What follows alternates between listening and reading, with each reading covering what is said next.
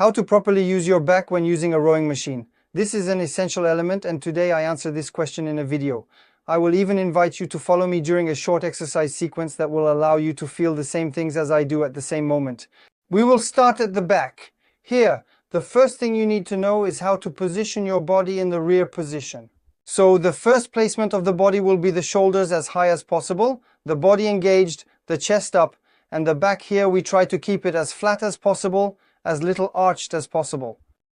As flat as possible. So here we have the correct body position. We are in a static position with the shoulders placed just behind the pelvis. So this is our reference position in the rear sector. The rear sector, is the moment when my legs are fully extended, the shoulders are placed behind the pelvis, and the arms are bent. This is what we call the rear sector. It's this spot here. Then we can, for example, perform arm-only exercises. Here we see that the action of the back, well, there is no particular action. However, the body remains static. When I talk about arms only, I never want to see a shoulder moving forward here. No, at no point will there be any shoulder movement. The body remains fixed. Engage the abdominals and keep the body in a static position here. So we are really in a static position at the level of the torso. As soon as you want to move it, when you put it into action, you will move it while keeping your abdominals engaged and moving the line of your shoulders from behind the pelvis to in front of the pelvis. And we will chain several movements like this. So here, for example, it could look like this for back only, so the legs remain extended, the arms remain extended, and we will engage only, really exclusively, the tilt of the body. So here you see that we arrive in the rear position exactly as before, with the shoulders placed a few centimeters behind the pelvis, and when I reposition, my shoulders will come a few centimeters in front of the pelvis. Sometimes you might be tempted to seek too much range like this by hunching the body and reaching much further with the hands, which would be a mistake because then you are no longer following the correct torso alignment guidelines and you would be less effective. So really it's a few centimeters back and a few centimeters forward, and this exercise, for example, is called the back floor. We could also do another exercise called the arms body to really feel the action of the back during the propulsive phase and repositioning. I'll show you how. We combine both the tilt of the body that we had with the back alone and the flexion of the arms that we had with the arms alone, and thus it gives the arms body here. So at the very beginning of the drive, I keep my arms extended and then I gradually bend them at the end of the movement. Once the handle reaches the body, you will start by extending the arms and then finally repositioning the back. These are really the actions to take in this direction. If you want, at the beginning, you can absolutely be a bit robotic. Hop, hop like this. Being robotic is not a problem at all.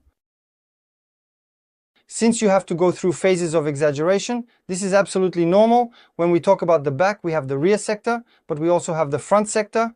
The front sector, unlike the rear sector, is when the legs are fully bent and the arms are fully extended. So here we are in the front sector. Here the back will also be static, but it won't be static like before where we had the shoulders behind the pelvis, no. It will be static with the shoulders in front of the pelvis. So for example, you could have the quarter forward here. It's a very small leg movement.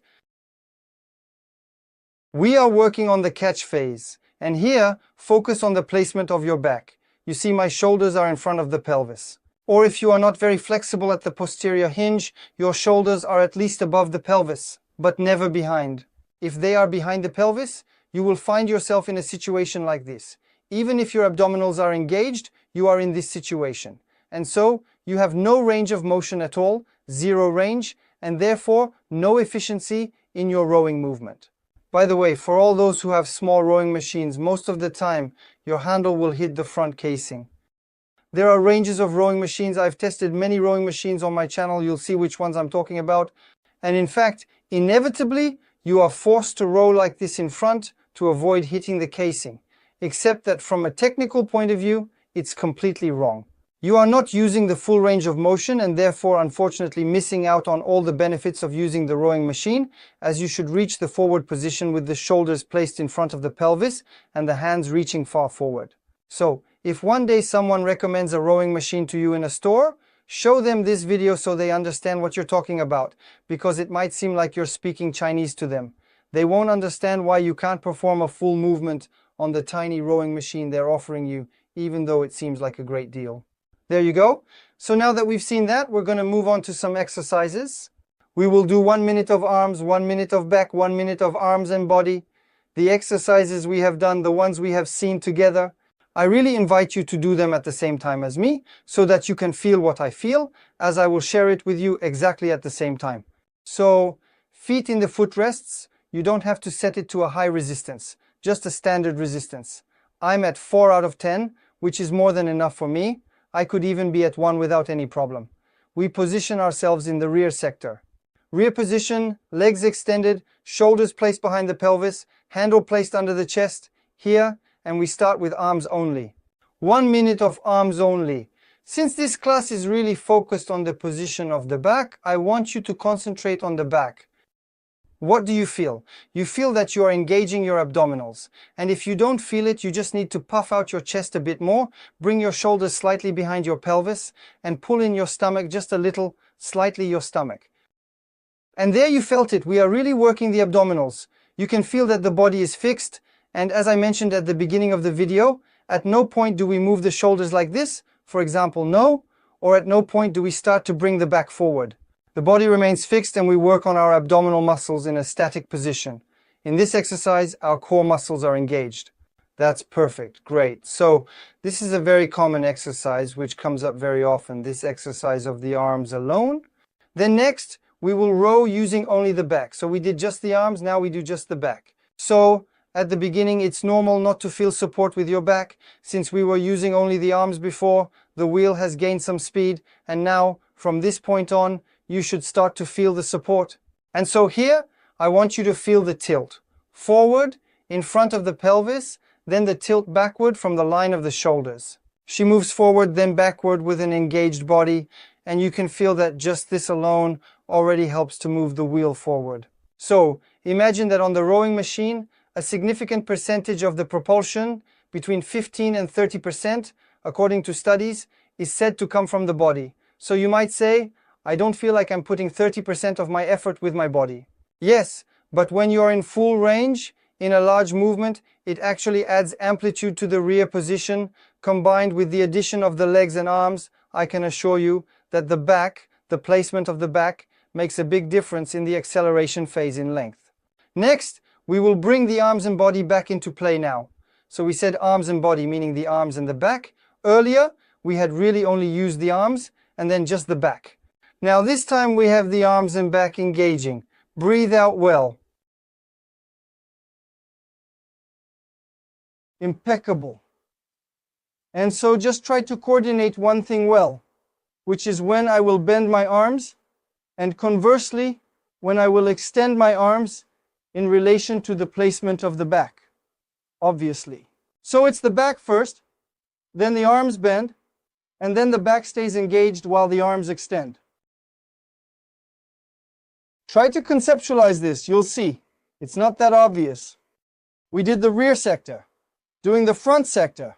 A bit of legs only now, a bit of legs only, complete leg extensions. Earlier we saw the quarter front, for example. So at the beginning we stay very still. We take our little quarter front, that is to say, the catch phase of the wheel by the legs.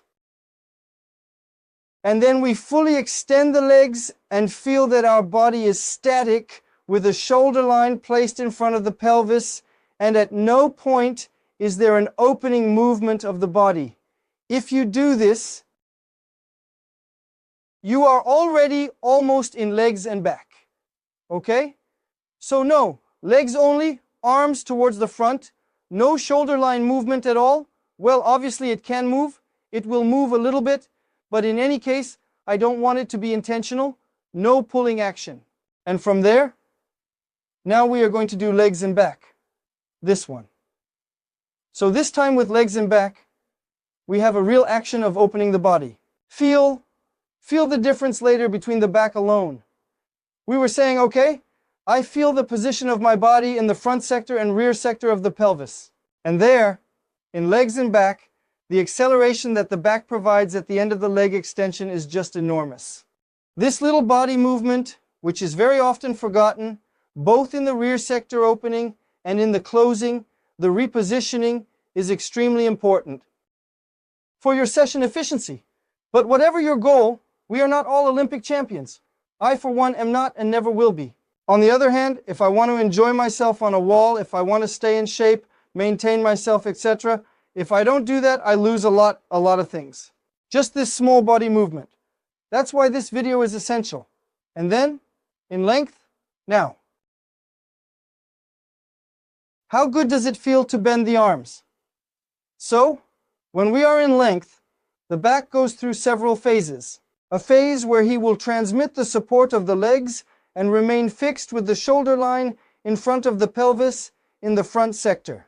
An active propulsive phase where there will be a real motor action, tilting the shoulder line behind the pelvis to the rear sector of the movement. Then a static phase during which my arms will extend. And finally, a replacement phase, where the shoulder line moves forward of the pelvis to reinitiate a rowing cycle. After this brief minute of detailed explanation, movement by movement on the work of the back, you can watch it again several times. I really recommend it to you, as it will allow you to break down to the extreme everything your back will do during your rowing stroke, both in the propulsive phase and the recovery phase. If you have any questions, I await them in the comments below this video. Otherwise, you can download my 45-minute video. It is in the description below this video. You will see more exercises, and I can assure you, my big promise is that you won't see the time pass during these 45 minutes. There you go. I can assure you, this was William.